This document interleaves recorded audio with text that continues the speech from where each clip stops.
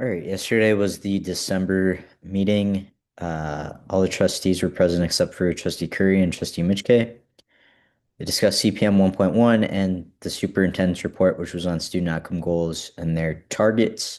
So CPM 1.1 was related to the student survey scores, specifically around campus climate.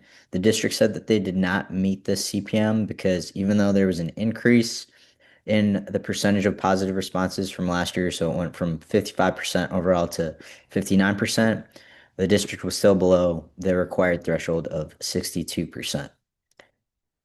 And then here are the actual questions that are on campus climate. So there were increases in all of the positive responses for each question, but still below the required 62% overall. And then the district talked about some of the strategies. So they discussed a lot about expanding extracurriculars, specifically just awareness around extracurriculars and making sure students know what is available at their school and making sure there's continuity between like middle and high school, for example. So if a student is involved in something in middle school, they can still continue that in high school. They talked about the campus culture calendars, which are created by principals with student input.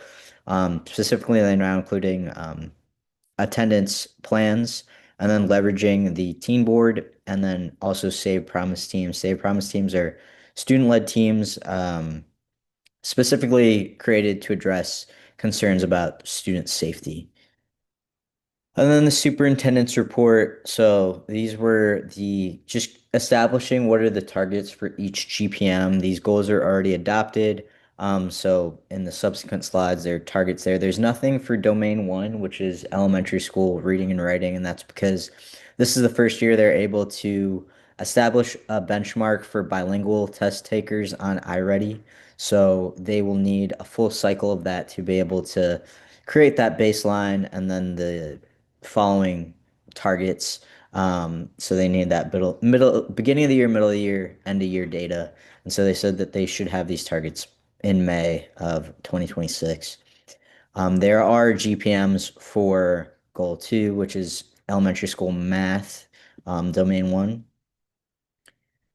And then these are the GPMs for goal three, which is domain one, eighth grade and middle school reading and writing. And then goal four is middle school math. There's nothing for 4.1, and that is because uh, previously, if students were in algebra, if eighth graders were taking algebra, they did not test in iReady for eighth grade math. So that's the majority of eighth graders who in algebra are enrolled in algebra. So this is the first year they're having all students in eighth grade, regardless of what course they're enrolled in, test in eighth grade math. So again, they need a full cycle of that to be able to establish a baseline and then create the targets. And then these are the GPMs for CCMR. And then these are the GPMs, the CPMs for constraint one, and that's student experience. There's nothing for CPM 1.2 in terms of a number, and that's because for the habits of mind index, they are still, um, this is the first year they're rolling that out, so they need this first year's data to be able to establish that baseline. And then constraint two, teacher retention and satisfaction. Constraint three, there was some discussion amongst the trustees about CPM 3.1 and if that minimum threshold of 49% of proficient one teachers at priority campuses, should that be higher? The district did say that they currently sit at 48.8% of proficient one teachers at priority campuses. And then the final constraint was just related to district financial solvency.